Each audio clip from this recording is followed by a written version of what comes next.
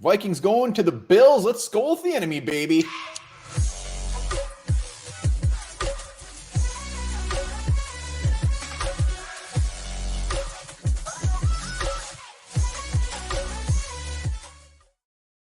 All right, welcome back to Onebar and Lupagus Show. I'm Onebar with Lupagus and the man of the hour, Dan Mitchell, is joining us to talk some Bills. Hit up his channel. All the links will be down in the description. The man has 14,000 subs. He's making us look like amateur hour. So we appreciate that. We appreciate that. So, Dan, welcome to the show, man. Appreciate having you. Yeah, thanks for coming on. Yeah, gents. I definitely appreciate you having me on. Sick intro, by the way.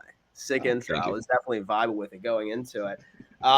Things are good over here, man. I mean, like I was telling you right before we hit record, I felt like that I would have been in a much better mood if I didn't look at the injury report.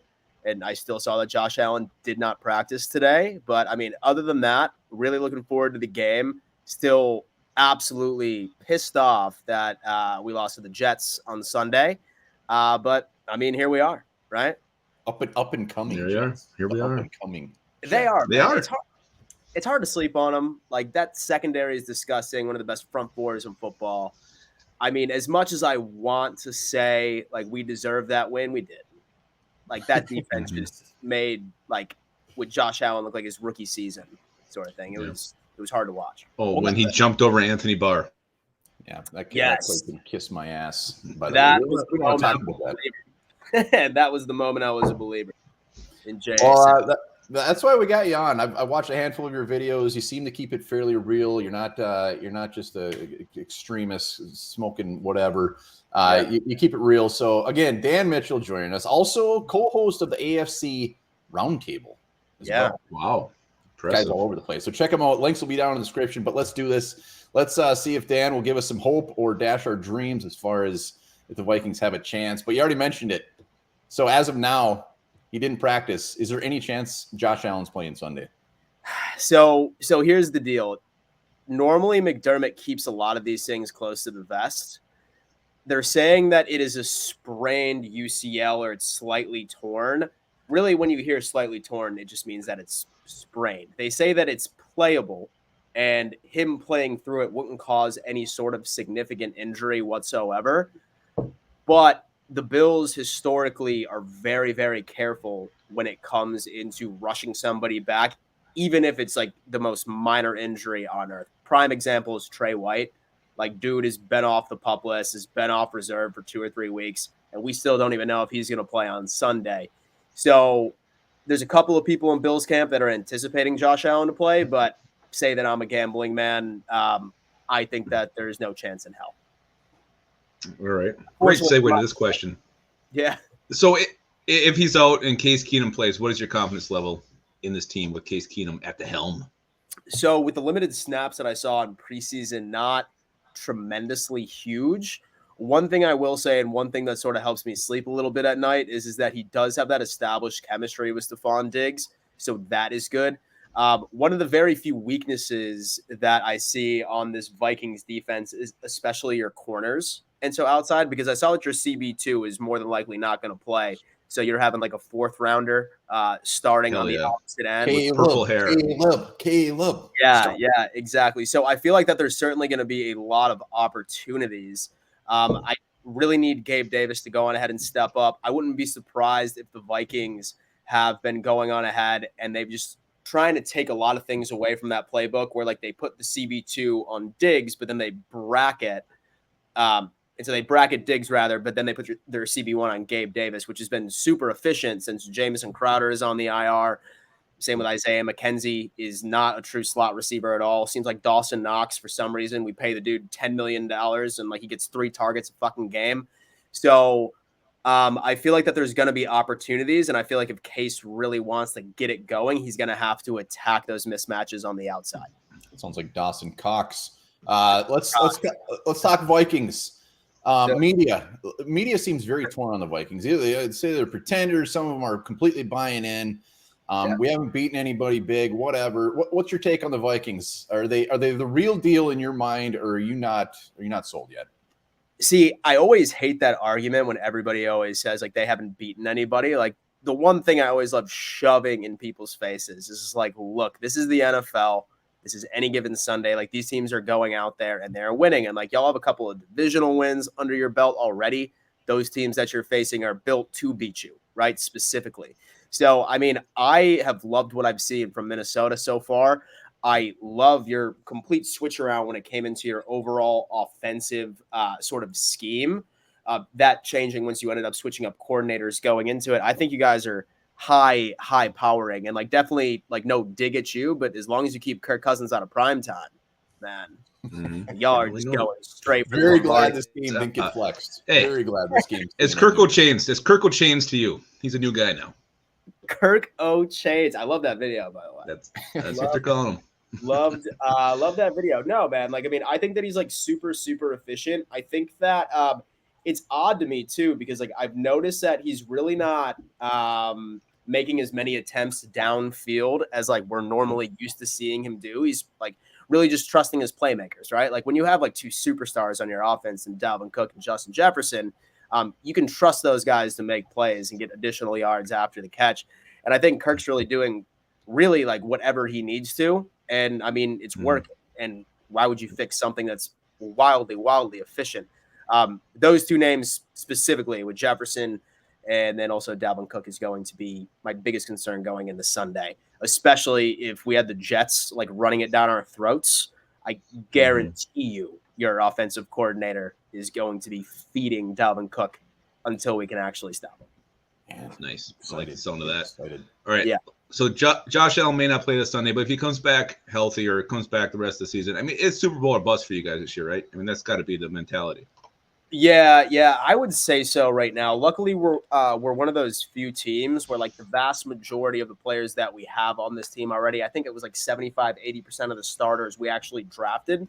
So we're young, and there's really not many major contracts coming up.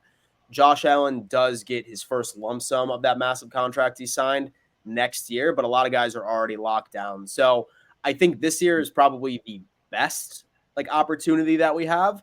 So we need Josh Allen, right? Like, I mean, out of the 25 touchdowns that we have scored, Josh Allen has accounted for 23 of them, right? So with Josh Allen not being out there, like there's our offense. Like that is 110% our offense. Our defense is completely disheveled. So we really can't rely on them, especially since we have like a bunch of very young 4th, 5th rounders that are starting right in the safety position. Who knows if Poyer's going to be back? So yeah, man, we need Josh Allen back. Absolutely. And I mean, as much as I want him to rest, I wouldn't be opposed to say that he played on Sunday because he gives us our best opportunity. And no hate on Case Keenum, but I mean, I will choose a Josh Allen that's playing at 70% over a Case Keenum that's playing at 100 every single day. We want to go against Josh Allen. We need to know how good we are, and we want to go against the best. So yeah, I want to see him on the field. I want him to play.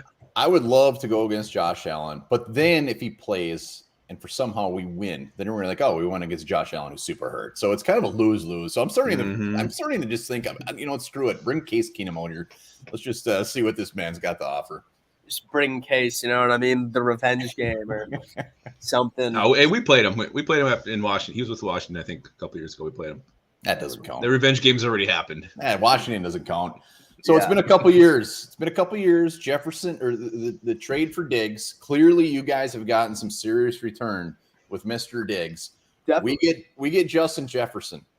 Is there any part in Biills Nation where you're like, you know what?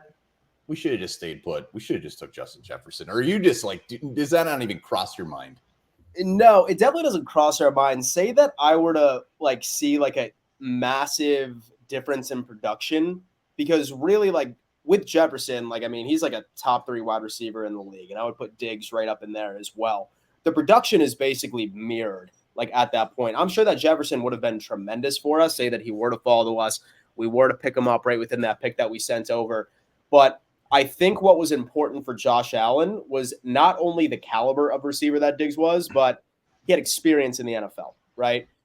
So I think that sort of fast-forwarded like Josh Allen's development, opposed to going with a rookie who, yeah, he's super talented, but with the experience that Diggs brought was sort of the caveat that brought Josh Allen right to that next level. So no regrets, super happy with him. have not like seen any of the drama and stuff like that. Like I got a couple of buddies that are Vikings fans, and they were telling me, "Oh, watch out, he's a diva, he's a drama queen." Haven't seen that much in Buffalo yet. So I mean, love the guy to death, and he is my favorite player in the Buffalo Bills right now. Boom. Yeah, the whole drama kind of came in late. I think when he wanted to trade, he was fine. He was fine before that. Yeah. Yeah. All right. So next question. You kind of alluded to this already, but did the Jets expose any weaknesses on the Bills, or are you guys just playing ass last week? The run defense for sure. 110%. We right now, we are missing like an average. I think I was reading the other day, like an average of like 16% of our tackles. Like that's defense wide. Very bad, bottom tier of the league. Something to definitely keep an eye out on. So the Jets definitely ended up exposing that like we just can't make our tackles. So if you have any playmakers that can really get that yards after the catch and make guys miss, that's going to be a weakness that you could really take advantage of. That, and we're giving up the ball 17% of every single snap. That is dead last in the league. Like we are literally turning the ball over 17% of the time. Whether or not it's an interception, it's a fumble. There is a lot of weaknesses with this Buffalo Bills offense, even if they are fully healthy. Like, yeah, like they're boom and bust. And like several of the games, like we're like just murdering defenses and throwing up, like 35, 40 something points. But at the same time, there's at least 2 or 3 turnovers sprinkled in there. So if there's like, say that it's a closer game, that is one thing that you guys can certainly take advantage of. And I know that you guys take the ball away a lot as well. So that's going to be something that I'm going to be keeping an eye out. For the love of God, Buffalo Bills, do not turn the fucking ball over on Sunday. Oh, God, I hope so. I hope they turn it over. Well, we got to hope it happens. A lot of times we get those turnovers, we just end up putting it 3 pin. Yeah, we're not very good at cashing those things in. Turning those in the no, yeah, I saw that. Basically, like my preview video, I'm going to go ahead and actually film this once I get off with you guys. But there's like a couple of things I noticed about the Vikings as well. I saw that you guys struggle in red zone defense. So that's definitely going to have to be something that I would love to see my team capitalize on. Run the ball. Like we give up on running the ball so often. And I was a huge critic of Devin Singletary for the past couple of years. But this year he's been fine. But then all of a sudden Dorsey just, for some reason, he just says, fuck it, let's just pass the ball for the rest of the game, and he gets 2 or 3 more touches. So as long as we can get into the red zone, I think that we'll have some pretty solid opportunities putting points on the board. What do you think? You think Dorsey's ever going to be a head coach in the league?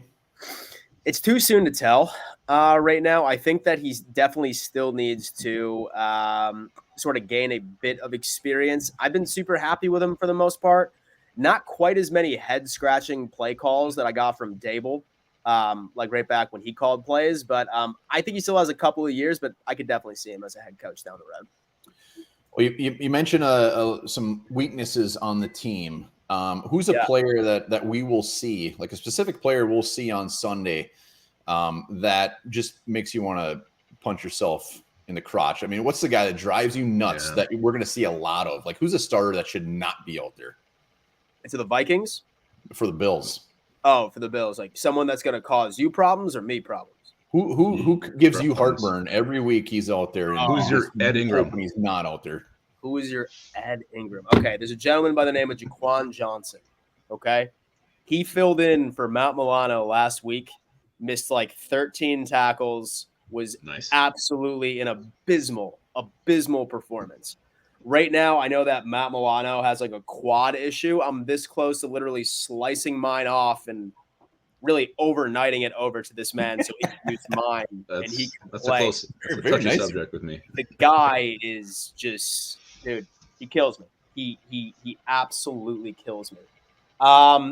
Besides that, man, like there's no player that's consistent enough as far as like regular mistakes, but as long as that man is not out there in the linebacker position, completely fine. I need Trey White to get back for the love of God, like one of these weeks. Ideally, I would love for him to be back this week because we need some help in the secondary when we're going up against, damn Hawkinson, Jefferson, Thielen, Dalvin Cook, and so who is a weapon in the passing game as well. Like we need some sort of coverage here. So that's it. I hope he starts. All right, you kind of already touched on this one too, but Besides Allen, I mean, who else are you expecting not to play on Sunday? Man. So most likely Trey White, unfortunately. I'm definitely not seeing him. Both Matt Milano, he was a full participant. And then Spencer Brown, who has been out for the past couple of weeks. He's one of our tackles. We desperately needed him back because there was a guy named Quessenberry that was starting in his place. And dude was just pulling an Oprah, just giving a sack left and right, like each and every single time with pressure. So that's a big win. Poyer, I'd say Poyer is probably not going to be it either. I saw a picture of his elbow. It was horrifying. Oh, yeah. Yeah, exactly. I would be exceptionally surprised if he plays. So guys that are definitely going to be out, I'm definitely seeing So a Poyer, then one of our defensive ends is Gregory Rousseau. He has a high ankle sprain. He's going to be out for a couple of weeks. Let's say those main three, which are major holes. Yeah, absolutely. I like everything I'm hearing. Yeah, absolutely. And still got Von Miller out there though, which is nice. And as long as our defensive tackles start, really causing pressure, because like that's a key for us as well. Like we need to pressure Kirk Cousins. And saw something interesting too. Like historically, he's actually killed the blitz. This year, statistically, not so much. So I wouldn't be surprised if we see a lot of blitz packaging, just to sort of see if we can get some pressure on the guy. Yeah, Von Miller horrifies me for Sunday. Who's a Bill that flies under the radar, does not get as much love as he should, that maybe Vikings fans will get a front row seat to on Sunday? Oh, Matt Milano, 110%. Say that he's out there, man. Say that he's out here, man. That guy is the best coverage linebacker in the league, and I will die on that hill. He's absolutely amazing. He is a key right into our run defense as well. Any single game that the Buffalo Bills for the past 2 or 3 years that have given up more than 100 yards on the ground to the defense, every single game has the common denominator of Matt Milano is not out there. So he was out with an injury, etc. Huge under the radar guy. Something to look out for on the defensive side of things, and then also the offense. I'm probably expecting, a game from Dawson Knox finally. So I mean, hopefully we'll go on ahead and see that, and then also the running back that we just ended up picking up from Indy. For some reason, his name's completely escaped. Nyheim Hines. Very excited to get him going. As well. So those two names. Great receiver. Well, this next question may be the most important one of the entire video here, and I got to ask you what is up with the I think they're called Biills getting thrown on the field? Biills, man. How did that start? What is the whole story behind that? Our fans need to know. It came up on our live last night. And have you ever thrown one on the field? Have you snuck one in? Yeah. Was not me. Was not me who did it. But basically what it was that it was against the New England Patriots, right against those years where they just dominated us. Like they ruined my childhood. Man. I hate that team. I still hate that team. That 5-3 that we put on them during the playoffs last year. I hope we do that every single time for the next 20 years. But somebody snuck a dildo right into the stadium, and then they wrote Tom Brady's dildo right on top of it, and then they just ended up strucking it right into the middle of the end zone. Absolutely hysterical. That kid's banned from all NFL stadiums, not just the Bills stadium. Come on, from every single NFL stadium. Shit, God is we got to free him. Absolutely. I'm gonna start a GoFundMe or a petition. Yes, we should sort of join forces, let them back. Get our viewers on it too. Yeah, man. I mean, honestly, I would say that the Bildo is just one of the very eccentric traditions that we have over in Biills Mafia. I mean, obviously, it goes without saying, breaking tables, ripping shots out of a bowling ball, shotgunning beers out of a girl's ass. Crazy stuff. Crazy stuff. If you guys haven't been to a Biills Mafia tailgate, I highly, highly recommend it. It is a life-changing experience. It sounds fantastic. I mean, playing tickets right now. As Vikings fans not winning Super Bowls, Bills not winning Super Bowls. Mhm. I mean, we have this connection here. Both teams are clearly raging alcoholics and like to have a good time. So there is a mild connection there. And Lupagus has shotgunned a beer out of my ass before, so we definitely have that as well. Dan Mitchell joining us. Like a blizzard. Make sure you got a sub to him. I mean, we love all of our SKOL'ing with the enemies, but this may be up there. This is one of my favorites by far. Absolutely. And so make sure to give him a sub. Final. Let's just go with the thought that it's going to be Case Keenum on Sunday. Expectations if he is the quarterback. I mean, are you going to go into this thing thinking it's over? Are you going to stand a chance? Not so much a score prediction, but what are your thoughts going into Sunday? Yeah, no, surprisingly, I see it being a very, very low scoring game, not due to lack of efficiency, but overall, like I see both teams holding onto the ball for quite a bit, like really controlling like the overall time of possession. Like with Kirk Cousins, I think that he's going to go on ahead and stick with sort of that formula of not necessarily taking many shots deep downfield, but like sort of making sure that he's killing you by death of 1,000 paper cuts. And then same with the Buffalo Bills, especially if Case Keenum is out there, you're not going to see like any sort of like ballsy attempts downfield, right? Like it's going to be once again death by 1,000 paper cuts. It's hard to pick a winner right now. I feel like that Bills Mafia would eat me alive if I didn't pick the Bills to win. But I will say this: I think this game is going to be decided by 3 points or less. I think we're so used to that. Yeah, that'll be nothing new in Vikings land. It'll be horrifying, but there you have Every game. Dan Mitchell, check him out, man. Links will be down in the description. Absolutely. Appreciate you coming on once again. This was fantastic, and thanks, bro. Sunday. Yeah, man. Yep. Absolutely. See you soon. Appreciate it, man.